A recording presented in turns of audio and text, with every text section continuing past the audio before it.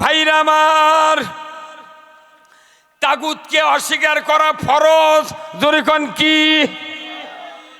ইয়াকফুরু বিত্তাগুত। আল্লাহ বলছেন আগে তাগুতকে অস্বীকার করো, তাগুতকে প্রত্যাখ্যান করো, তাগুতকে বাদ দাও। তাগুত যদি তোমার ব্রেনে, চরিত্রে, আখলাকে, আমলে থাকে, তোমাকে কালমা পড়ার প্রয়োজন নাই। আগে তাগুতক বাদ দাও, তারপরে তুমি কালমা পড়ো। আল্লাহ কোরআনে বলছেন ওয়াতাসিমু বিহাবলিল্লাহি জামিআও ওয়ালা তাফাররাকু। আল্লাহ জলদগম্ভীর স্বরে ঘোষণা করে দিলেন, আল্লাহর রুজ্জুকে, আল্লাহর বিধানকে, কোরআনকে, রসুলের আদর্শকে তোমরা জামায়াতবদ্ধভাবে ধারণ করো, বিচ্ছিন্নভাবে নয়। বলুন তো, কোরআন শরীফে দুইটা জায়গাত আছে ঐক্যবদ্ধ হওয়ার কথা। তারই এক নাম্বার হলো মানুষগুলিকে ঐক্যবদ্ধ হতে হবে। যদি করে আল্লাহু আকবার। দুই নাম্বার, আর এক জায়গায় আল্লাহ বলছেন এখানে বিচ্ছিন্ন হওয়া যাবে না, তাফাররাক হওয়া যাবে না, এক থাকতে হবে।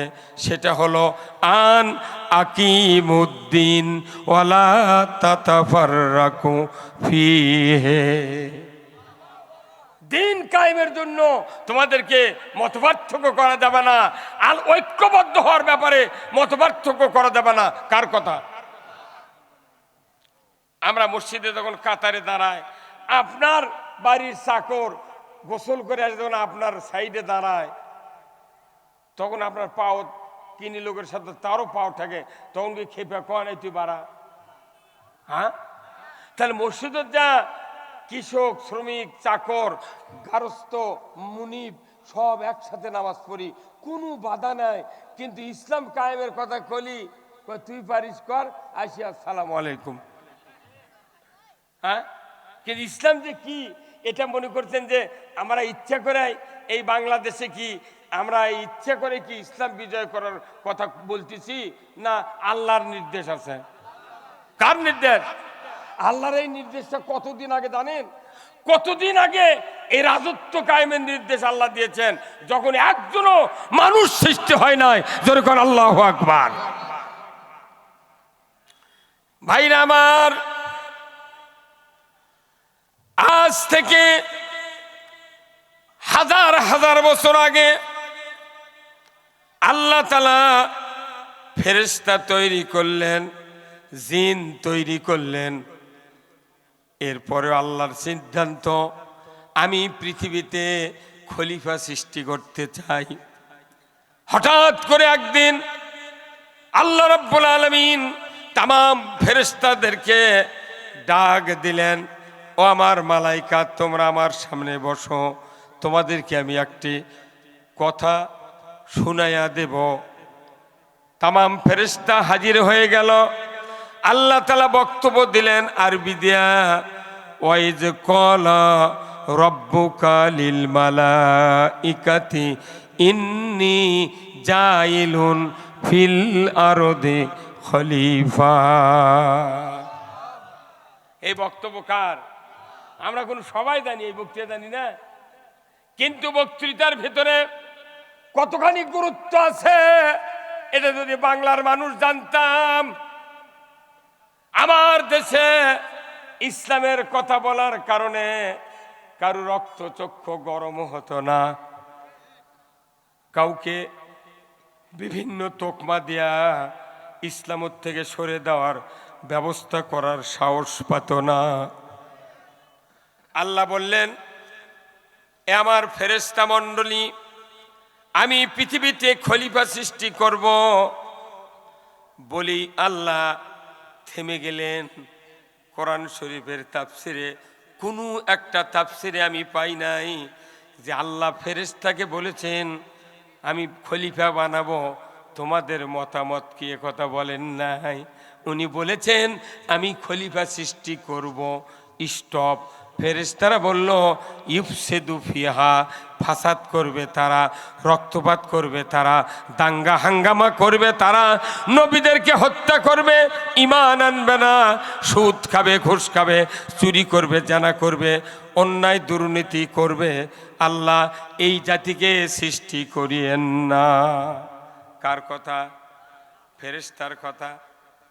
তাহলে তখন ফেরেশতা আমাদের বিরুদ্ধে ছিল, আর আল্লাহ ছিলেন মানুষের পক্ষে। আর এই দুনিয়ায় আসে আল্লাহর বিরুদ্ধে আমরা চলে গেছি, আল্লাহর বিরুদ্ধে। আমার ভাইয়েরা, ফেরেশতা যখন বলল, আল্লাহ তাআলা ধমক দিয়ে বললেন, ফেরেশতা ইন্নী আ'লামু মা লা তা'লামুন, আমি আল্লাহ যা জানি তোমরা তা জানো না।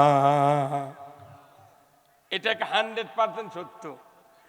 খালি ফেরেশতারা জানে না, আল্লাহও আমাদেরকে বলছেন। এই আয়াত যেহেতু কোরআনে আছে, আমাদেরকে আল্লাহ বলছেন, বান্দা তোমরা যা জানো না, তোমরা যা জানো না, আমি কোনো তোমাদের চেয়ে বেশি জানি। আজকে আমরা বেশি বেশি জানার কারণে কোরআন বাদ দিয়ে নিজেরা আইন তৈরি করে দেশ চালাচ্ছি। কতক্ষণ? তাহলে আমাকে শান্তি হবে? আল্লাহ এমন একটা রব, তার বউ নাই, ছোল নাই, বংশপালা নাই, শালা সম্বন্ধী কেউ নাই, এমন ভাবে আইন পাস করছে, আল্লাহর কোনো ক্ষতি নাই, হিংসা নাই, প্রতিহিংসা নাই, এমন ভাবে আইন পাস করছে যাতে সবার সুবিধা হয়। যদি আল্লাহর হিংসা থাকতো, নাউযুবিল্লাহ, তাহলে সূর্য শীতের মধ্যে বাংলাদেশের সরে লেগাল। তুর্কের যে অবস্থা, তুর্ক সূর্যের কিরণ দেবই না। কতক্ষণ? কিন্তু আল্লাহ তো তা না। একজন অমুসলিম, এখানে যে অমুসলিম গুলি আছেন, তাদেরও বাড়িতে সূর্যের তাপ যেরকম, আপনার আবার বাড়িতে সেই রকম তাপ। ভাইরা আমার, আল্লাহ রাব্বুল আলামিন যখন ফেরেশতাদের সামনে আলোচনা করলেন, ফেরেশতারা কি বলবে এটা আল্লাহ আগেই ভালো করে জানতেন। কথা ঠিক কিনা? আল্লাহ জানতেন যে এরা এই কবি, এই বলবে, এটা আমি জানি। তখনই আল্লাহ সিদ্ধান্ত নিলেন, আমি খলিফা পাঠাবো পৃথিবীতে, আর তাদেরকে আসমানি কিতাব দিয়া আমি দুনিয়াতে খেলাফত দেব। ধরে কর আল্লাহু আকবার। কি দেব? খেলাফত। আচ্ছা, আসমানি কিতাব কতখানা? তাও মানুষ জানে না ভাই। আসমানি কিতাব 104 খানা। ধরে কোন আল্লাহু আকবার। তার ভেতর প্রসিদ্ধ কয়খানা? তারই ভেতর প্রধান কয়টা? সেই কিতাবের নাম কি? কার উপর নাযিল হচ্ছে? কোন আমাদের নবীর উপর? বলতে পারেন না? আমাদের নবীর উপর ওই কোরআন নাযিল হয়েছে। আল্লাহু আকবার। কালের পর কাল, শতাব্দীর পর শতাব্দী, এক এক করে আদম আলাইহিস সালাম থেকে শুরু করে 1 লক্ষ মতান্তরে 2,24,000 পয়গম্বর পৃথিবীতে আসলেন। সর্বশেষ নবী হযরতে ঈসা আলাইহিস সালাম শেষ নবীর আগে আসমানে উঠায় নিলেন। মাত্র 570 বছর পর, 570 বছর পর আমাদের নবী পৃথিবীতে আসলেন। এই 570 বছরে যে যুগটা তৈরি করেছিল ওই সন্ত্রাসীরা, ওই কাফেরেরা, ওই ইহুদিরা, ওই নাসারারা যে সমাজ তৈরি করেছিল, এই সমাজের নামটা ছিল আইয়ামে জাহিলিয়াত, মূর্খের যুগ, অন্ধকারের যুগ। জোরে বলুন ঠিক কিনা? অন্ধকার যুগ কেন বললো? তখন কি সূর্য ছিল না? যেরকম ছিল না, তখন সূর্য ছিল, চন্দ্র ছিল, কিন্তু মানুষগুলি রুবুবিয়তের যে জ্ঞান, আল্লাহর যে জ্ঞান, এই জ্ঞান সঞ্চয়ে তেমন আগ্রহ প্রকাশ করে নাই। ঈসা আলাইহিস সালামকে মারার জন্য তারা করলেন, আল্লাহ থেকে আসমানে উঠায় নিলেন। বনি ইসরাইল জামানার একদিনে 43 জন নবীকে শহীদ করে দেওয়া হলো। আমার আপনার নবী এমন এক অন্ধকার যুগে আসলেন, যে যুগে আসার পর প্রথম আয়াতটাই জাবালে নূরে নাজিল হয়ে গেল, ইকরা বিইসমি রব্বিকাল্লাযী খলাক। পর মুহাম্মদ সৃষ্টিকর্তা রবের নামে যদি কোন আল্লাহু আকবার। বলুন তো আমার দেশে প্রত্যেকটা ইমানদার, প্রত্যেকটি মেম্বার, চেয়ারম্যান, সচিব, সেনাপ্রধান, আর্মি, যত এমপি আছে, মন্ত্রী আছে, সবাই যদি নিয়মিত এই কোরআন চর্চা করতাম, আমার দেশে ইসলাম আরো 200 বছর আগে প্রতিষ্ঠিত হয়ে যেত। কিন্তু পড়ে না তো কেউ, ইমামরাই পড়ে না। ইমামরা 22 বছর আগে যা পড়ছে ওটাই মসজিদ আছে, এটা একদিন ওটা একদিন, এইভাবে করে করে বেতন নিয়ে চলে যাচ্ছে। এই কথা কোন না ভাইরা আমার, আল্লাহ রাব্বুল আলামিন কোরআনুল কারিমে কি আশ্চর্যজনক কথা নাজিল করেছেন। আল্লাহ বলছেন তোমরা পড়ো সৃষ্টিকর্তা রবের নামে। আল্লাহ রসুল এই কথাকে হাদিস দিয়ে তো শক্তিশালী করেছেন। তলাবুল ইলমে ফারিদাতুন আলা কুল্লি মুসলিমেও ওয়া মুসলিমাত। প্রত্যেক নর নারীর উপর কোরআনের জ্ঞান অর্জন করা কি? কোরআনের জ্ঞান অর্জন করা ফরজ। ওই তেলাওয়াত করলে নফল, আর কোরআনের জ্ঞান অর্জন করা ফরজ। আমি কোরআন মুখস্থ করলাম কিন্তু কোরআনের জ্ঞান অর্জন করলাম না, আমি কোরআন বুঝতে পারবো না। এক এক করে নবীজির উপর আয়াত নাযিল হতে যাচ্ছে। আল্লাহর সিদ্ধান্ত, আমি খলিফা বানাবো চুরি বন্ধের জন্য, জানা বন্ধের জন্য, বেপরদা বন্ধের জন্য, অন্যায় বন্ধের জন্য আমি আমার নবীদেরকে, মানুষ জাতিকে খেলাফত দান করব। প্রত্যেকটা মানুষকে আদম আলাইহিস সালাম থেকে শুরু করে যত নবী রাসূল পৃথিবীতে এসেছেন তাদেরকে খেলাফত দেওয়া হয়েছে আসমানি কিতাব দিয়া। জোরে কন্যা মারহাবা। আমাদের নবীকে খেলাফত দিলেন কি দিয়া? কি দিয়া? আল কোরআন দিয়া খেলাফত দিলেন। সূরা সফের 9 নম্বর আয়াত দিয়ে আল্লাহ নবীকে খেলাফত দিলেন। হুয়াল্লাযী আরসালা রাসূলাহু বিল হুদা ওয়া দীনিল হক লিইয়ুযহিরাহু আলাদ-দীনি কুল্লিহি ওয়ালাউ কারিহাল মুশরিকুন। আমি সেই সত্তা, তিনি তার রসুলকে প্রেরণ করেছি সত্য হেদায়েত দিয়া, জীবন ব্যবস্থা ইসলাম দিয়া। আপনি পৃথিবীর জমিনে গিয়া আমার আইন বিজয় করবেন, মানুষের আইনকে উৎখাত করবেন। কার কথা? যদি বল কার কথা? আমরা কি আল্লাহর আইন বিজয় করতে চাই? কারা কারা চাই? দুহাত তুলে আল্লাহকে দেখান। লিল্লাহে তাকবীর, নারায়ে তাকবীর। তাহলে যারা আল্লাহর আইন বিজয় করতে চায় তারা আল্লাহর পক্ষের লোক। কথা কয় না বাড়ি? তারা আল্লাহর পক্ষে লোক। এখানে আল্লাহ তো বলছেন নবী আপনি গিয়ে মানুষের আইন সরে দিয়া আমার আইন বিজয় করবেন। আল্লাহর মূলত কাজ হলো খলিফাদের আল্লাহর আইন বিজয় করা। তাহলে আল্লাহর মানব সৃষ্টির আগেই চিন্তা, আমি রাজত্ব দুনিয়াতে কায়েম করতে চাই। আর এই রাজত্ব কায়েম হলে চুরি বন্ধ হবে, জানা বন্ধ হবে, অন্যায় বন্ধ হবে, সব নামাজ কায়েম করবে, রোজা ঠিক মতো করতে পারবে। সকল বিধান রাজত্ব ছাড়া 100% আমল করার সুযোগ নাই। তাহলে আল্লাহর প্রথম চিন্তা খেলাফত কায়েম করবেন আমার খলিফারা। এরপরে দিনের পর দিন কোরআন নাযিল হচ্ছে। হঠাৎ করে আল্লাহ ছোট্ট একটা আয়াত নাযিল করে দিয়ে বললেন, ওমা খলাকতুল জিন্না ওয়াল ইনসা ইল্লা লিয়াবুদুন। মানুষ এবং জিনকে আমি সৃষ্টি করেছি আমার গোলামি করার জন্য। জোরে কর আল্লাহু আকবার। কি করার জন্য? গোলামি করার জন্য। এখন গোলামি ইবাদত, এটা আল্লাহ দেখতে চান। তাহলে আল্লাহর প্রথম উদ্দেশ্য হলো খেলাফত কায়েম, দ্বিতীয় উদ্দেশ্য হলো ইবাদত কায়েম। কথা ঠিক কিনা? তাহলে কোরআন নাজিলের উদ্দেশ্য দুইটি, নবী প্রেরণের উদ্দেশ্য দুইটি, আপনার এই নবীদের দ্বারা এই পৃথিবীতে কাজ যে করবেন এরও উদ্দেশ্য হলো দুইটি। এক নম্বর হলো খেলাফত, দুই নম্বর হলো ইবাদত। কিন্তু আমরা বাংলাদেশে খেলাফতের চিন্তাই করি না, খালি ইবাদত নিয়ে ব্যস্ত। হজ করিচ্ছে, উমরা করিচ্ছে, নামাজ রোজা সব করে, কিন্তু খেলাফতের কোন ধান্দা। তাহলে বরঞ্চ আল্লাহর ইচ্ছা আমার জমিনে আমার বান্দাগুলি তারা আমার খেলাফত কায়েম করবে। এই খেলাফত প্রত্যেকটা ইমানদারের উপর কায়েম করা ফরজ আইন। আল্লাহর খেলাফত আর ইবাদত ছাড়া দুনিয়ার কোন মানুষ 100% ইমান নিয়ে বাঁচতে পারবো না। আজকে যাদের নামাজ নাই, যাদের ছেলেরা নামাজ পড়ে না, এই নামাজ কায়েম করবে কোনো তবলিগ পারবো না, জামাত পারবো না, কোনো বক্তা পারবে না, কোনো পীর সাহেব পারবে না, দুনিয়ার কেউ বক্তৃতা দিয়া নামাজ কায়েম করার শক্তি নাই। নামাজ কায়েম করতে গেলে রাজত্ব কায়েম করতে হবে কার?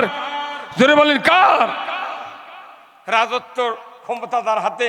সে যদি আইন পাশ করে, এদেশের মানুষ 100% দশক থেকে বৃদ্ধ পর্যন্ত নামাজ পড়তে বাধ্য হবে ইনশাআল্লাহ।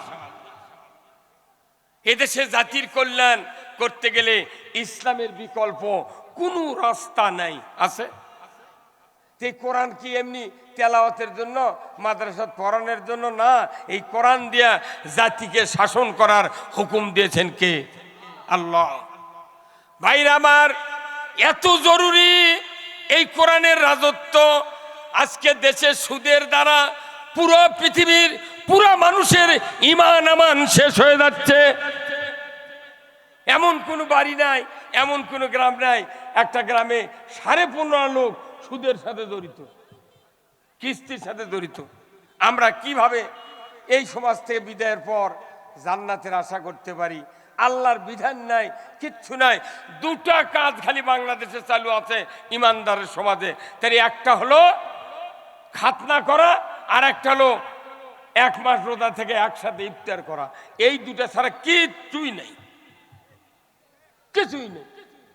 যার যত টুপি উঁচা, যার যত দাড়ি বড়, যার যত জুব্বা বড়, তাকে আমরা মনে করি মোত্তাকি। কিন্তু মোত্তাকির শর্ত আছে। এই জন্য আমি আপনাদেরকে বলতে চাচ্ছি, এই রাজত্ব কায়েমের জন্য আল্লাহ রাসূল দাঁত ভেঙেছেন উহুদের ময়দানে। কি কথা ঠিক কিনা? আল্লাহর নবী দাওয়াত দিলেন, ইয়া আইয়ুহান নাস কুলু লা ইলাহা ইল্লাল্লাহ তুফলিহুন। হে মানুষ সকল, মুক্তি যদি পেতে চাও, নাজাত পেতে চাও, তাহলে তোমরা কালিমা পড়ে নাও, লা ইলাহা ইল্লাল্লাহু মুহাম্মাদুর রাসূলুল্লাহ। কালিমাই মুক্তি, কালিমাই নাজাত। কার কথা? আল্লাহর কথা। আমরা কালিমা বুঝি না, কিন্তু কবুল বুঝেছি। কবুল বললে বউ পাওয়া যায়, আর কালিমা বুঝলে জান্নাত পাওয়া যায়। কথা ঠিক কিনা? আমি জান্নাত পাওয়ার কথা বুঝবার চাচ্ছি না, কিন্তু বইয়ের কথা খুব বুঝি। লাভটা কি? অনুরোধ করছে আমার ভাইরা, আজ থেকে 1500 বছর আগে আল্লাহর নবী কালিমার দাওয়াত দিলেন। ওই মক্কার আবু জাহেল, উতবা, সাইবা, মুগিরা, আবুল হাব, তারা রসুলের বিরোধিতা করে ইসলামকে ঠেকানোর জন্য আইন পাশ করলো। কিন্তু তারই ভেতরেই হাজার হাজার মানুষ রসুলের দলভুক্ত হয়ে গেলেন। জোরে বলুন ঠিক কিনা? যে সমাজে মানুষ কালিমা জোরে পড়তে পারে নাই, যে সমাজে কালিমা দাওয়াত দিতে পারে নাই, ওই রকমই অবস্থা বাংলাদেশে হয়েছে। জোরে বলুন ঠিক কিনা? মক্কাত কালিমা জোরে পড়া যায়নি, প্রকাশ্যে বলা যায়নি। ওই সাহাবারা পারেননি, রসুল পারেননি প্রকাশ্যে।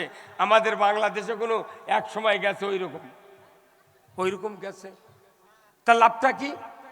87% যে মুসলমান, হিন্দুরা হিন্দুদের পক্ষে কথা বলে, মুসলমান কোরআনের পক্ষে কথা বললি বলে এই কানের পট্টি গরম করে দেবো, এই কত ঘন্টা। আবার আর একজন করছে চোখ একে বাস্ত করে দেবো। হ্যাঁ হয় না? তাহলে ওই যুগ আর এই বাংলাদেশের এই যুগ পুরাই সমান সমান, পুরাই সমান সমান। কোন একদিন এই বাংলাদেশে কোরআনের পতাকা পথ করে উঠবে। আমরা কোনদিন এই ভারতবর্ষে 1 ইঞ্চি জায়গাত কোরআনের বিধান দেখি নাই। প্রত্যেকটা ইমানদারের যে দলই হোক কোরআনের বিধান মানা ফরজ। কোরআনের বিধান মানলেই আপনাকে দুঃখ বেদনা সব ভুলে যাবেন। এই যে তাফসির, এই যে ওয়াজ, এই যে জুমার নামাজ, এই যে ঈদের নামাজ, তারপরে মানুষ কেন আমাদেরকে সাপোর্ট দেন? আর কারণ কি? মানুষ বক্তৃতা শুনবে কিন্তু আল্লাহর পক্ষ নিবে না, বক্তৃতা শুনবে কোরআনের পক্ষ নিবে না, খালি শোনার লাগান শুনে যাবি, তারপরে উঠে যা করে তাই ওরে বক্তা হলো। পক্ষ না নিলে আমাদের ভাই ডাক্তার আব্দুল বারী সাহেব উনি প্রথমেই বলেছেন যে পক্ষ নিতে হবে। ফুটবল খেলার পক্ষ নিলে খেলা দেখে মজা আছে। আমার বাংলাদেশের ইমানদাররা কোরআনের পক্ষ নিই না, সেই দিন বক্তৃতা শুনে মজা লাগে না। এই যে লোকগুলো উঠে গেল এরা কোরআনের পক্ষে নাই, সেই দিন ওরা উঠে চলে গেছে। কারণ কি?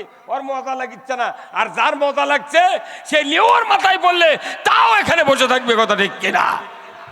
যেহেতু কোরআন এই লেগেছেন আপনারা তাফসিরুল কোরআন মাহফিল, তাফসিরুল কোরআন মাহফিল লেখে কিচ্ছা কাহিনী বললে এটা পুরা কন্ট্রাডিকশন হবে, বিরোধী হবে। তাফসির মানে কি? কোরআন থেকে কথা মানুষকে বলতে হবে। আমার রসুল বলছেন যারা কোরআন থেকে কথা বলে তারা সত্য কথা বলে, ধরে করে আল্লাহু আকবার। আমরা যদি কিচ্ছা কাহিনী আবার এদেশে শুরু করি তাহলে তো আগের মতো হবে। এখন যে প্রেক্ষাপট চলছে আমাদের আর কোনো চিন্তা নাই, আগামী দিনে বাংলাদেশে ইসলাম বিজয় করতে হবে। কি রাজি আছেন? কারা কারা? হ্যাঁ সবাই। আরো দাওয়াত দেওয়া লাগবে। মনে করবেন না যে আমরা হয়ে গেছি, না, ডোর টু ডোর বাড়ি বাড়ি আপনাকে দাওয়াত দিতে হবে, সকল মানুষের কাছে দাওয়াত দিতে হবে। কারোর উপর আক্রোশ নয়, আমরা কোরআনের বিধান কায়েম করতে যাচ্ছি। সুদ হারাম হবে, চুরি বন্ধ হবে, জেনা বন্ধ হবে, এদেশের কৃষকের মেহনতি মানুষের সকল সুবিধা দেওয়া হবে। জোরে করে আল্লাহু আকবার। ইসলাম যদি বিজয় হয় কৃষকেরা পাবে সর্বোচ্চ সম্মান। আজকে কৃষকেরা জমি আবাদ করে, সার নেয়, অ্যামিস্টার টপ নেয়, কীটনাশকের যাই দোকান করে তাই লাভে লাভে লাল হয়ে যায়। তা আপনি এই মাহফিলি কথা করছেন না, আপনি আবার ওই কীটনাশকের জন্য দাবি তো করেন না, কেউ করে না। যে বক্তারা করে ওরকে বুড়ো হয়ে গেলে ধরে জেলত তুলে মারে। আমাদের কি দায়িত্ব না আপনাদের দায়িত্ব? সবার দায়িত্ব। আমার ভাইয়েরা, আল্লাহর নবী উহুদের যুদ্ধে চলে গেলেন। যুদ্ধ করার আগেই সাহাবাদেরকে ডাকলেন, মদিনার যত আনসার ছিল, মুহাজির ছিল, তাদেরকে ডাকলেন, তোমরা কি আসরে বদরের যুদ্ধে 313 জন গিয়েছিলাম, এইবার উহুদের যুদ্ধে 1000 সৈন্য লাগবে, মক্কার কাফেররা 3000 আসবে, তাদের মোকাবেলা করার জন্য 1000 সাহাবী দরকার। একের পর এক আল্লাহর নবী সাহাবাদেরকে সংগ্রহ করছেন, ইনক্লুড করছেন যুদ্ধের জন্য। হঠাৎ করে দ্বীপ্রহের সময় একজন লম্বা চড়া যুবক, মাথার চুল কোঁকড়ানো, দেখতে শুনতে এত ভালো, যৌবন বয়স, উনি এসে রসুলের কাছে বললেন, আসসালামু আলাইকা ইয়া রাসূলুল্লাহ, হুজুর আমি উহুদের ময়দানে যুদ্ধ করব, আমাকে যদি অনুমতি দিতেন আমি যুদ্ধে যাব, কোনো সন্দেহ নাই, যুদ্ধে যাব। আর আমাদের দেশত মিছিলত যাওয়ার ফলে তাই বাড়ায় না। আবার কেউ কেউ মিছিলত গেলে আর একজন কয় যাচ্ছু তোরকে তাই লিখা করছি, কথা কয় না রে। এই যে যারা উঠে গেলেন আর বসলেন না সবার, আমার কাল রাত্রের স্বপ্নে দেখা লাগবে। এই কারণে বোঝা গেল যে এখানে কোরআনের হক কথা কেউ শুনবার চায় না, চায় না। এটা কি আর এটা উচিত? কত হুজুর উঠে গেল, কন এই জন্যে আমি মনে করেন বাঘ মারাতে শোভা আর খুব একটা নিচ্ছি না, কারণ মানুষ বসার সাইজ নেই, বক্তৃতা করলে হো হা কিছু কয় না, বোঝাই জানে যে এটি মানুষ আছে না। হ্যাঁ কথা বল, আমি যে বক্তৃতা আস্তে আস্তে 2 mg থেকে 750 mg পর্যন্ত নিয়ে যাবো, কিন্তু যে রুগী আছে ই তো অত দামি ওষুধ খাবে না, কথা কোনে পারে ই তো অত দামি ওষুধ খাবে না, ই এসে করছে ঘুমের ট্যাবলেট দাও। হ্যাঁ ডাক্তার দেখিচ্ছে রুগীর হাতে গ্যাস্ট্রিক আলসার, লারির ঘাও হয়ে গেছে, প্রস্রাব বন্ধ হয়ে গেছে, অতএব এক সিপ্রোক্সিন ক্যাপসুল দেওয়া লাগবে 750 mg। এখন ওটা দিবার যা রুগীর অভিভাবক করছে খবরদার এত দামের ওষুধ দেবে না, আপনি ঘুমের ট্যাবলেট দেন তো, অতি রুগী সুস্থ হয়ে যাবে। তা আমাদের দেশত ঘুমের ট্যাবলেট খিলে খিলে মোটা বক্তা মানুষ ধোঁয়া চেবানে ফেলে দিয়েছে। কেবা কি কথা খারাপ বললাম? এই জনগণ খারাপ বললাম? কি অবস্থা! আল্লাহ রাসূল বলছেন আল্লাহ যার কল্যাণ চান তাকে কোরআনের জ্ঞান দেন। আল্লাহু আকবার। একজন মানুষও কোরআন যদি বোঝে ওই মানুষের ওসিলায় তামাম মানুষের জীবনের গুণ আল্লাহ মাফ করে দেয়। আপনি কোন সাহসে কোরআন তো বাড়ির পড়েনি না, জুম্মাত আবার দুনিয়ার শেষে যায়, ইমামের বক্তৃতাও শোনে না, ই আবার সভা দেশে এই 12টা পর্যন্ত বসে থাকা কমতা মর্দের কাম নয়। এই যে কজন উঠে গেছে এরা বাড়ির যে আবার আধা ঘন্টা মোবাইল টিপতি, প্রত্যেকটা বাড়িতে ওয়াইফাই আছে, ওর খালি কলজার মধ্যে হচ্ছে গেলি টেপা হবে। টিপতে টিপতে যখন ঘুমে হাতের থেকে মোবাইল পড়ে যায় তখন স্ত্রী কয় ওই হাতে টেপা টিপি শোয়াও ঘুমাটো। যে দেশের মানুষ লোক দেয়া মোবাইল টিপে টিপে অশ্লীলতা দুনিয়ার বর্নোগ্রাফি দেখে মানুষের ব্রেন নষ্ট হয়ে গেছে, মদ খেলে যেরকম মাতাল হয় অশ্লীলতা সমাজ যদি চালু থাকে মানুষও মাতাল হয়ে যায়। মানুষ এখন মাতালের পথে। এই মানুষকে যদি ভালো করতে চান 20 বছর লাগবে। কয় বছর? হ্যাঁ জনগণ কয় বছর? 20 বছর। আমি প্রফর্মা দিচ্ছি, আমরা কোরআন হাদিস পড়ে বুঝে পারছি, আজকাল থেকে তো এই করতেছি না। 47 বছর হচ্ছে আমার বক্তৃতার বয়স, কোরআন হাদিস পড়তে পড়তে আমাকে নলেজ আল্লাহ দিয়ে দিয়েছে। কি 20 বছর লাগবে এই বাংলাদেশের প্রত্যেকটা মানুষকে ভালো বানাতে। এই আজকে যাই ক্লাস 1-এ যায়নি ছাত্র 6 বছর বয়সে, এ যখন 5 পর্যন্ত পড়বে 1, 2, 3, 4, 5 এই 5 বছরে প্রথম 1-এ সিলেবাস হবে কালেমা শাহাদত, কালেমা তৈয়ব, এইগুলি পড়া মুখস্থ করে, তারপরে তাওহীদ, রিসালাত, আল্লাহ রসুলের নাম, ভালো কাজ করলে কি, মন্দ কাজ করলে কি শাস্তি, এইগুলি বলে টুথ উঠলো। টুথ উঠলে আবার নামাজ কয় ওয়াক্ত, আবার রোজা কয় দিন, এইভাবে করতে করতে 3 উঠলো। এখন সুদ এত হারাম, 1 টাকা সুদ খালে কত টাকা, কত বছর জাহান্নাম কাটা লাগবে, আর একজন চুরি করলে তার শাস্তি কি। এরপরে 4-এ উঠলো, তারপরে আল্লাহর আইন কি, এইগুলি বুঝানোর পর 5-এ উঠলো। পুরা জাতির সন্তানদের ভেতরে 5 ওয়াক্ত নামাজ কায়েমের উদ্দীপনা জাগাতে হবে। এরপরে এই ছেলে যখন 6-এ উঠলো আরেকটু হার্ড সিলেবাস দেওয়া হবে, দিতে দিতে ম্যাট্রিক যখন পাস করবি তখন দেখা যাবে প্রত্যেকটা ম্যাট্রিকের ছাত্র তার বাপের জানাজা করতে পারবে, সেই ইমামতি করতে পারবে, তার চরিত্র হবে ফেরেশতার চেয়ে উন্নত। এই ছেলে যখন আমার ইন্টারে যাবে তখন পলিটিক্যাল সায়েন্স পড়ানো হবে, যুদ্ধ জীবন, আন্তর্জাতিক জীবন, রাজনৈতিক জীবন সব পড়ানো হবে। এরপরে অনার্স ভর্তি হলো 4 বছর, তারপরে 4 বছরে পুরো কোর্স সম্পন্ন করে 1-2 বছর লাগবে মাস্টার্স কমপ্লিট করতে। 2, 4, 6 আর হলো 12, কত হয়? 18 বছর। আর যারা এমএ পাস করবে এদেরকে 1 বছর ইন্টার্নি করা লাগবে। এমবিবিএস পাস যারা করে 4 বছর পরে এরকম ইন্টার্নি করা লাগে না ভাই, এরা ইন্টার্নি করে, সরকার বেতনও দেয়, ইন্টার্নিও করায়। এদেশে যদি ইসলাম কায়েম হয় ওই এমএ পাসের ছাত্রগুলিকে ইন্টার্নি করে এতদিন যা পড়েছে তারই উপর পিএইচডি করে তাদেরকে বেতন দেওয়া চাকরি দেওয়া হবে। এইভাবে 20 বছর লাগবে এই জাতির ভেতর থেকে নতুন একটা আদর্শ প্রজন্ম তৈরি করা। এই মনে করেন এই বক্তৃতা দেখলে আর ভালো হবে না, ওই পড়া লাগবে তো। বক্তৃতা ভালো হলে বক্তৃতা মানে নামাজ পড়লে হয়নি, নামাজ না পড়লে তাই নবীর উম্মত নয়, এরা কিয়ামত হয় দিয়ে বক্তৃতা দেয়, কিন্তু নামাজ কায়েম হবে না। দেখা যায় মসজিদের মোতাল্লি নামাজ পড়ে না, বক্তার বেটা নামাজ পড়ে না, মুয়াজ্জিনের বেটা নামাজ পড়ে না, ইমামের বেটা বেনামাজি। তাহলে এই বক্তৃতাতে কি হলো? আল্লাহ বলছেন রাজত্ব ছাড়া নামাজ কায়েম হবে না। আল্লাযীনা ইম্মাক্কান্নাহুম ফিল আরদ আকামুস সালাতা ওয়া আতাউয যাকাতা ওয়া আমারু বিল মারুফ ওয়া নাহাউ আনিল মুনকার ওয়া লিল্লাহি আকিবাতুল উমুর। আল্লাহ বলেছেন সূরা হজের 41 নম্বর আয়াত, যদি মুসলমান রাষ্ট্র ক্ষমতায় যাও তাহলে চারটা আইন চালু করবে। 1 নম্বর নামাজ কায়েমের আইন, 2 নম্বর যাকাত আদায়ের আইন, ন্যায়ের আদেশ করবা আর অন্যায়ের নিষেধ করবা। এই 4টা আইন বাংলাদেশে কায়েম করার জন্য আল্লাহ মুসলমান প্রেসিডেন্টকে আদেশ দিয়েছেন।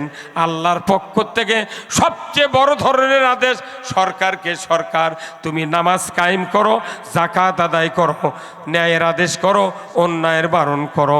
যত সরকার গেল বাংলাদেশে 54 বছরে 17টা প্রধানমন্ত্রী আর একজন তত্ত্বাবধায়ক সরকার, আর এইবার হচ্ছে অন্তর্বর্তীকালীন সরকার।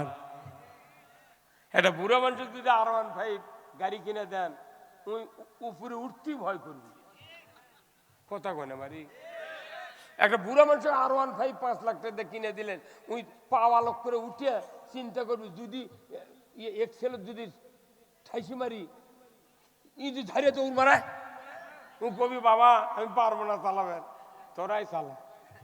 আমাদের বাংলাদেশ আছে R15 গাড়ি, আর বুড়া মানুষ হচ্ছে ড্রাইভার। হ্যাঁ সেই কথা ঠিক কিনা?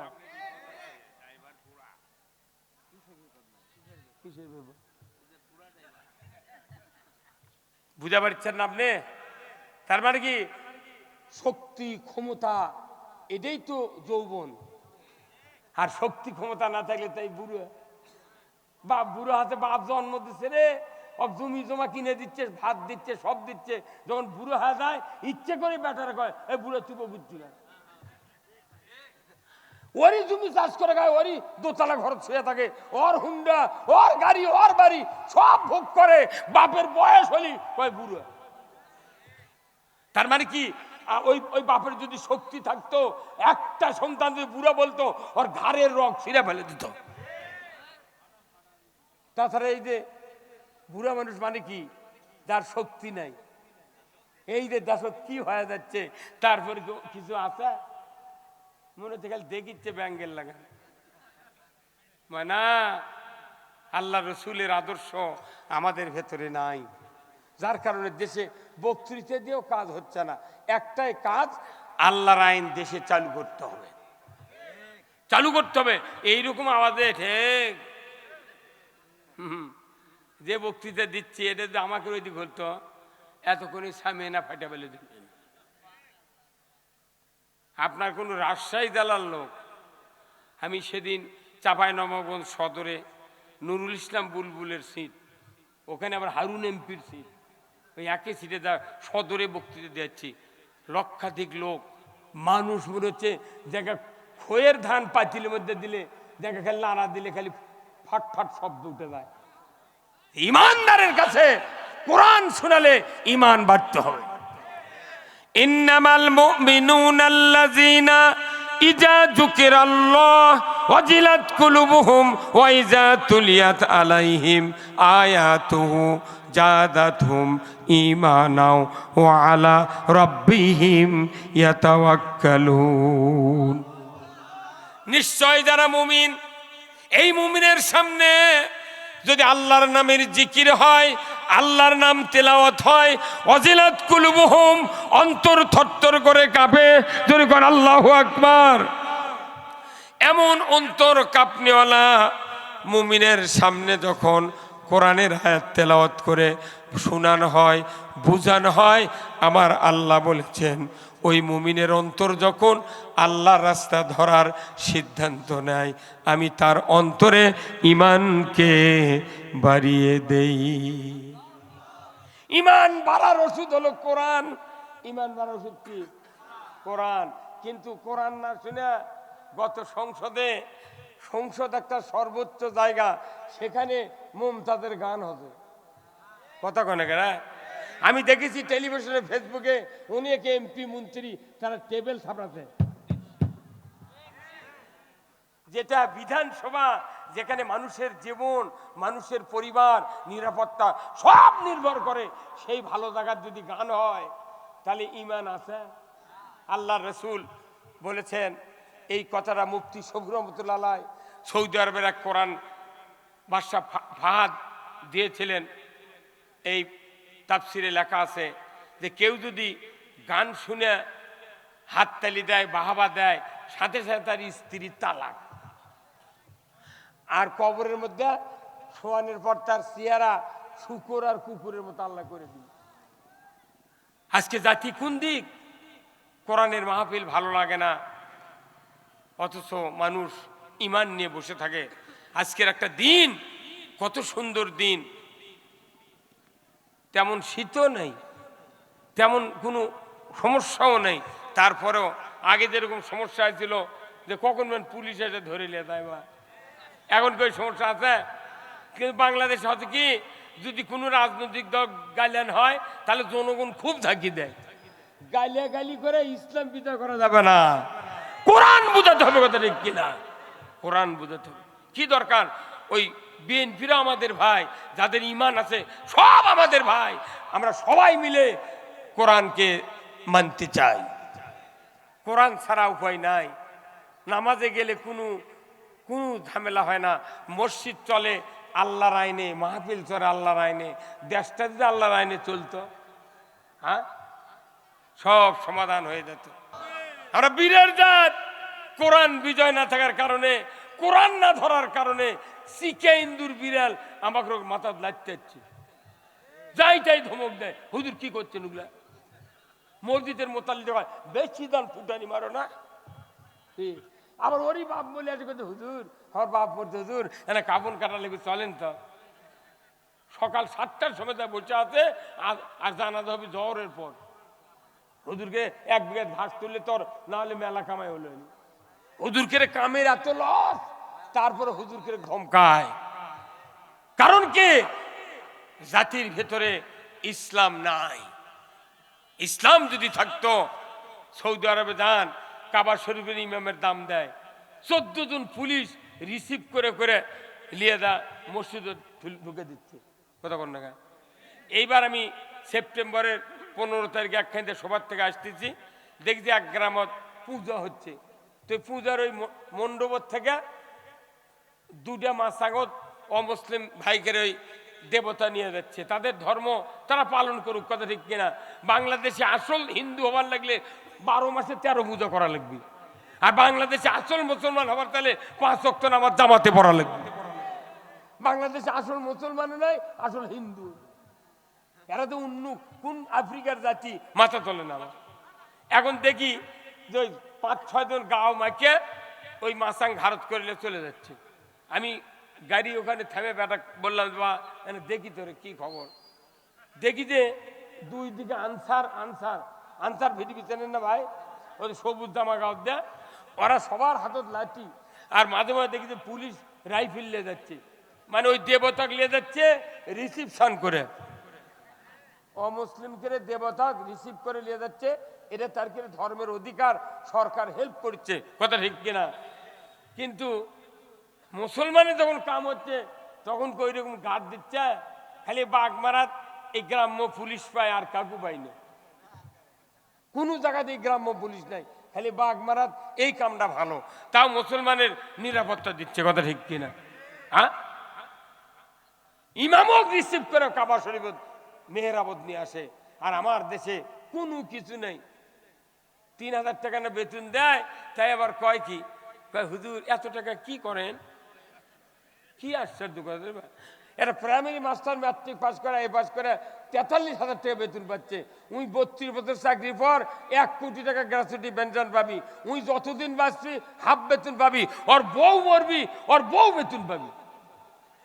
আমার বইয়ের যে একটা ন্যাংরা বেটা থাকে উইও বেতন পাবি। আর হুজুররা বক্তারা যখন দাঁত পরে দেয় তখন হুজুর আপনার কথা বোঝা যায় না, আর যান আসেন না।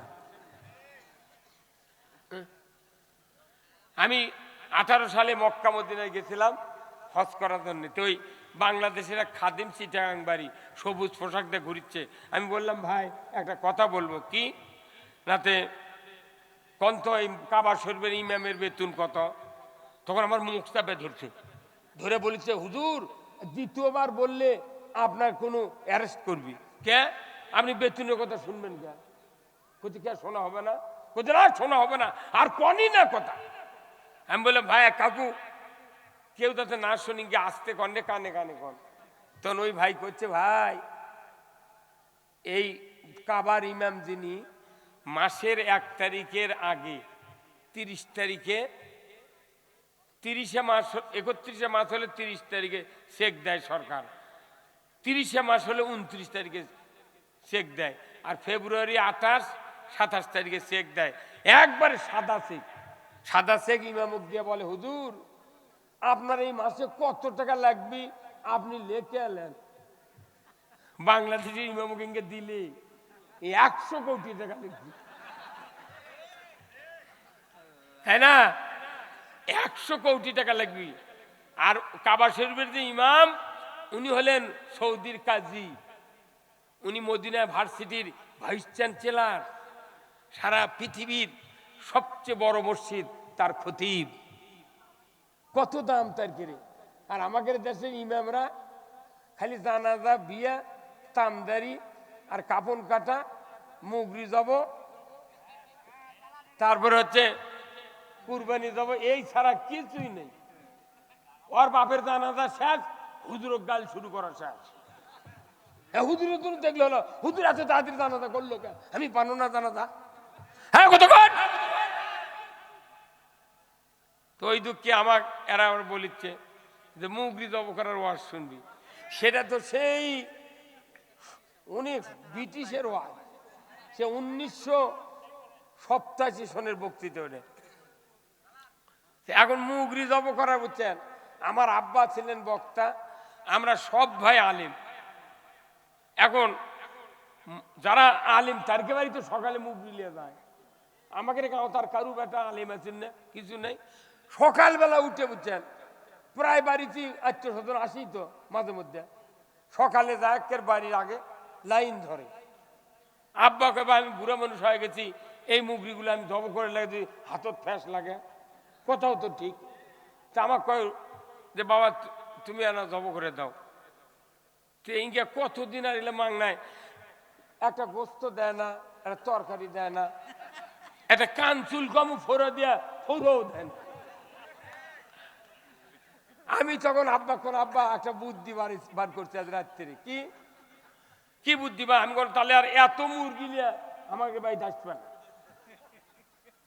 তুই তো বীরের বুদ্ধিমান বারে কি কত সত্যি ডাকিয়া চলে, কোনো কাম কাজ নাই। ওই একটা কাম করছি ওটলে মুগরি আর ছুরি এক বদা পানি লেওয়া আছে, কেবা কি কত হুজুর জব করে দেন। তাহলে আমার কাম তো করা লাগবে, কাম আমি জবই করবো তো আমার কাম হবি কখন? আমি আর ফিরি ফিরি পারবো না বাবা, মুগরি জব করলে হোক 20 টাকা করে দেওয়া। কয় টাকা? 20 টাকা। এই যা কষি দেখি কিছু কিছু লোক আর আসে না, ওর কাছে গেলি তো টাকা লাগবে। কতক্ষণ টাকা? যে ডাক্তার ফ্রি চিকিৎসা করে, প্রেসক্রিপশন ফি নেয় না, ওর কোনো দামই নেই। আর যাই 1000 টাকা 800 টাকা ফি নেয়, ডাক্তারে গাঁত হাত দিয়ে ছেড়ে দিলে ব্যারাম ভালো। কেন? ওই টাকা নেই। তাই আমি বললাম ভাই আমি আর মুগরি জব করে পারবো, যদি জব করে লাও নাসর বান্দা হয় তাহলে টাকা 20টা আনবে আমাকে দিবে। কারণ তুমি যাও খিলেবে মুগরি, তুমি তো নামাজ পড়ো না, তোমায় নামাজ পড়ো না। তোমার যদি সাহস থাকতো বিসমিল্লাহ আল্লাহু আকবার তুমি জব বাড়িতে করে পারলেনি। তো তোমার এখন ভয় হচ্ছে আমি নামাজ পড়ি না কিছু করি না, মুগরি জব করলে আমার বই খাবে না, ওর বউ খাবে না, জব করে কি কর্ম? এখন তে বলছে হুজুর তাহলে আপনি না জব করে দেন। তো একটা বাড়ির দুইটা ভাই, দুই ভাইয়ের বাড়িতে লবণের মধ্যে কুটুম্ব হচ্ছে। তখন ওই বড় ভাই জব করে লেগেছে আমার তো 20 টাকা দিয়ে। ছোট ভাই এখন এসে কইছে হুজুর এটা না জব করে দেন। আমি কোন টাকা আনছো? করছে না। তুই টাকা আনিস নি? আমি তো টাকা ছাড়া জব করবো না।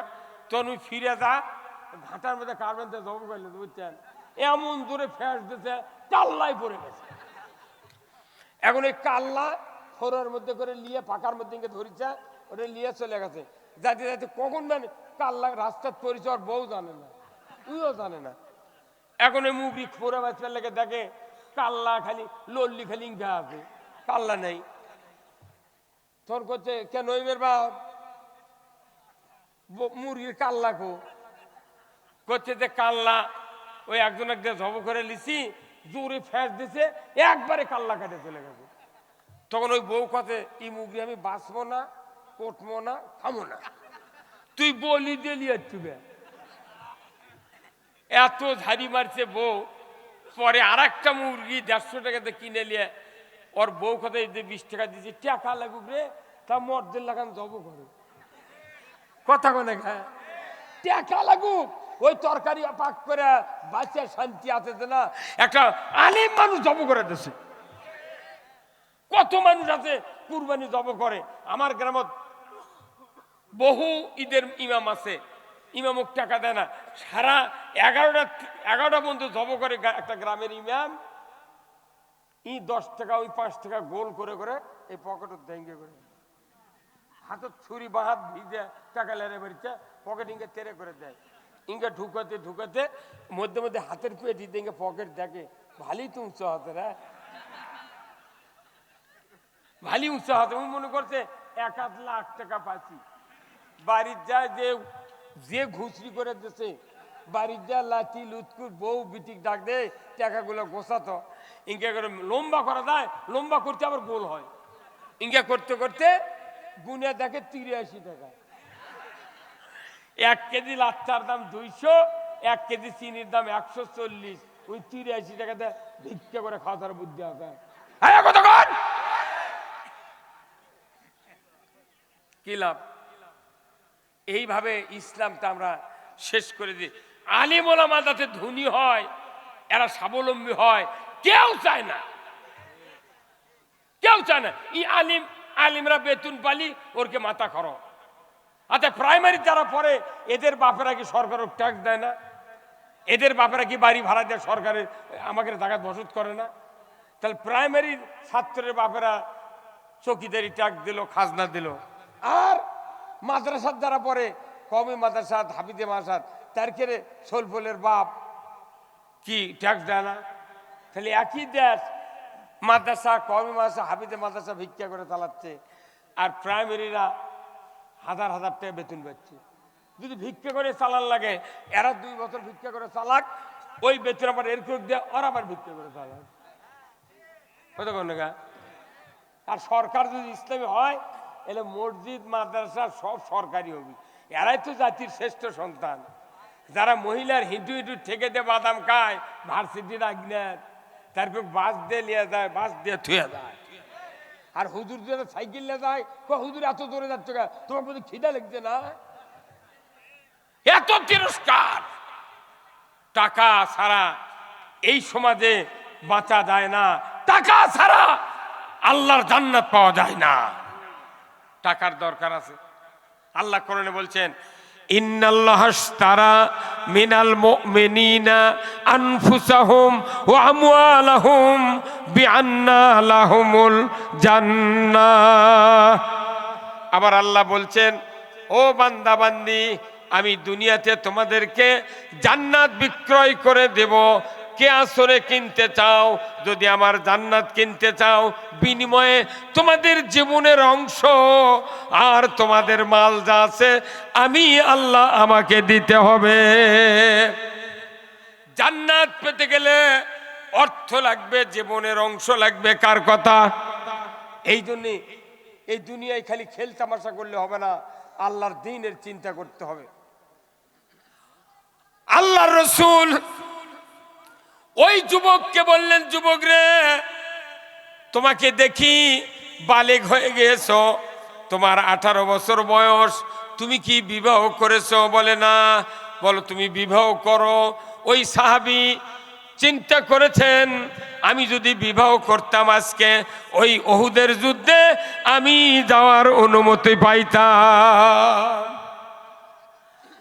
সাথে সাথে ওই যুবক দৌড়ে চলে গেলেন বাড়িতে। বাবাকে বললেন আব্বা বিয়ে দাও, মাকে বললেন মা বিয়ে দাও, ভাইকে বললেন ভাই বিয়ে দাও। সূর্য ডোবার আগে আমাকে বিয়ে দিতে হবে, আমি যাব উহুদের ময়দানে রসুলের সাথে যুদ্ধ করতে। জোরে কন্যা আল্লাহু আকবার। সূর্য ডোবার আগে বিবাহ হয়ে গেল। স্ত্রীকে নিয়ে বাড়িতে আসলেন। রাত্রিতে বাসর সজ্জা উদযাপন হয়ে গেল। ভোর রাতে গোসলের জন্য স্বামী স্ত্রী দুইজন হাম্মাম খানায় পৌঁছে গেলেন। গোসলের প্রস্তুতি নিচ্ছেন। এমন সময় মদিনার অলিতে গলিতে ঢান্ডারা বাজিয়ে দেওয়া হচ্ছে, কুতিলা মোহাম্মদ, মোহাম্মদ শহীদের পথে কে আছো রে মক্কা মদিনায়? ইসলাম ভালোবাসো, নবীকে মহব্বত করো, যদি করো তাহলে তরবারি নাও, উহুদের ময়দানে যুদ্ধ করো। ইসলাম যদি পরাজিত হয়ে যায় দুনিয়ায় বেঁচে থাকে লাভ হবে না। এই বক্তব্য যখন হযরতে হানজালার কানে পড়ে গেল, স্ত্রীকে বললেন, পারের স্ত্রী, আমাকে যুদ্ধের পোশাক দাও, তরবারি দাও, ঘোড়াটা সাজিয়ে দাও, এক মুহূর্ত দেরি করব না, আমি উহুদের ময়দানে নবীজির কাতারে থেকে যুদ্ধ করব।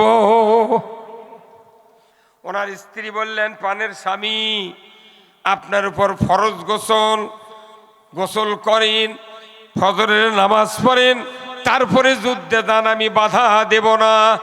উনি বললেন, পানের স্ত্রী, যুদ্ধ করব কিন্তু তুমি বাধা দিও না। গোসল করতে গিয়া আমার নবী যদি শহীদ হয়ে যায়, নামাজ পড়তে গিয়া যদি ইসলাম পরাজিত হয়ে যায়, আমি হানজালাকে ওই হাসরের ময়দানে আসামির কাঠগড়ায় দাঁড়াতে হবে। সোনরের স্ত্রী, আমি গোসল করব না, নামাজ আদায় করব না, তরবারি দাও, ঘোড়া সাজিয়ে দাও, যুদ্ধের পোশাক দাও, আমি রসুলের দরবারে চলে যাব। আমাদের স্ত্রী হলে বলতো, কাল তোর সাথে বিয়ে করছি, পালসার গাড়ি বাপেতেছে, তুই আজি যা জিয়া তোর যা মরবু, একে দড়ি লিয়ে সব ভাই করে ডাকেলে খাজুর গাছের সাথে বান্ধে তুলে, তুই কোনটি যাচ্ছি? কি ভাই কোনটি যাচ্ছ না? খারায় কেবল গায়ে একদিন হবে। কিন্তু নবীর সাহাবীর স্ত্রী কি ইমানদারিনী, স্বামীকে আর পথে বাধা দিলেন না, তরবারি দিয়ে দিলেন, যুদ্ধের পোশাক দিলেন, ঘোড়াটা সাজিয়ে দিলেন। মদিনার থেকে উনি তীব্র গতিতে উহুদের প্রান্তরে পৌঁছে নবীর সাথে দেখা করতে পারলেন না। কোনো সাহাবীর সাথে দেখা হলো না। যুদ্ধের ময়দানে যুদ্ধ করতে করতে কাফেরের তরবারির আঘাতে শাহাদাত বরণ করলেন। মদিনায় খবর গেল, রে মদিনার হযরত হানজালার স্ত্রী, তোমার স্বামী শহীদ হয়েছে। এতটুকু খবর পাওয়া মাত্রই হযরত হানজালার স্ত্রী চলে গেলেন উহুদের ময়দানে রসুলের দরবারে। বললেন, হুজুর, আমার স্বামী শহীদ হয়েছে, আমি শুনতে পাইলাম। আমি জানি শহীদদেরকে রক্তাক্ত অবস্থায় আপনি দাফন করেন, কিন্তু আমাকে একটি কথা বলতে হবে, আমার এই স্বামী বাসর সজ্জা উদযাপন করেছে, ফরজ গোসল ছিল তার উপর। মদিনার যুদ্ধের খবর পাওয়া মাত্রই উনি গোসল করেন নাই, ফজরের নামাজ পড়েন নাই। হুজুর, আমি আপনাকে অনুরোধ করছি, আমার ওই স্বামীকে আমার হাতে দিয়ে দেন, আমি গোসল করায় দেব, তারপরে আপনি তাকে কবর দিবেন, মাদফুন করবেন। এই কথা বলার সাথে সাথে রসুল বললেন, আমি তো তাকে বিবাহের অনুমতি দিয়েছিলাম, যুদ্ধে আসার তো অনুমতি দেই নাই। হুজুর গো, আমি সহস্তে তরবারি দিয়েছি, ঘোড়া সাজিয়ে দিয়েছি, যুদ্ধের পোশাক সাজিয়ে দিয়েছি। হুজুর, উনি যুদ্ধে এসেছেন। আল্লাহর নবী আবু বকর, উমর, ওসমান আলীকে বললেন, দেখো না এই ওহুদের প্রান্তরে কতজন সাহাবী শাহাদাত বরণ করেছেন। এক এক করে 69 জন সাহাবীর লাশ একত্রিত করে শোয়ানো হলো। নবীজি শহীদদের চেহারা দেখতে দেখতে দেখতে 69 জন সাহাবীর লাশের চেহারা দেখলেন, কিন্তু দেখা গেল হযরত হানজালার লাশ ওই কাতারে নাই। বারবার বার্গেনিং করছেন, হুজুর আমি তো পাঠিয়ে দিয়েছি। আল্লাহর নবী খুব গুমখার হয়ে গেলেন, যুদ্ধে এসে শহীদ হলো, আমি তো লাশটা দেখি না। আল্লাহর নবী শহীদদের দিকে তাকালেন, আবার আসমানের দিকে নজর করলেন। আল্লাহ বুঝতে পারলেন আমার হাবিব আমার কাছ থেকে খবর চাই। জিব্রাইলকে পাঠিয়ে দিয়ে বলেন, জিব্রাইল যাও, ওহুদের প্রান্তরে আমার রসুল দিকে তাকিয়েছে, যাও বলে দাও যে হযরত হানজালা বাসর সজ্জা উদযাপন করার পর গোসল করল না, ফজরের নামাজ পড়ল না, ওই ব্যক্তির শহীদ হওয়াটা ইসলামের ভালোবাসা, নবীর প্রেম দেখে আমার এত অন্তরটা খুশি হয়ে গেছে। আমি আল্লাহ হুকুম দিয়েছি রহমতের ফেরেশতা দিয়া ওই ওহুদের ময়দান থেকে উঠায়া চতুর্থ আসমানে হাউজে কাউসারের পানি দিয়া ওই হানজালাকে ফেরেশতা গোসল দিয়ে দিচ্ছে। নামাজ পড়েনি, ফরজ গোসল দেয়নি, হাউজে কাউসারের পানি দিয়ে গোসল দিয়ে দিচ্ছে। এই হাদিসের দ্বারা যখন ওনার স্ত্রী বললেন যে আমাকে দিয়ে দেন, আমি গোসল করব। যারা স্বামী মরে, যাদের আগে স্ত্রী বেঁচে থাকে, স্বামী মরে, এই স্ত্রী ওই স্বামীকে গোসল করাতে পারবে, সুবহানাল্লাহ। কিন্তু স্ত্রী মারা গেলে স্বামী গোসল করাতে পারবে না। জিবরাইল এসে খবর দিলেন, ইয়া রাসূলুল্লাহ, ইয়া হাবিবাল্লাহ, এইমাত্র আল্লাহ আমাকে জানিয়ে দিলেন হযরত হানজালা শাহাদাত বরণ করেছেন ওহুদের ময়দানে। তার উপর গোসল ফরজ ছিল, গোসল করে নাই। নামাজ ফরজ ছিল, ফজরের নামাজ আদায় করে নাই।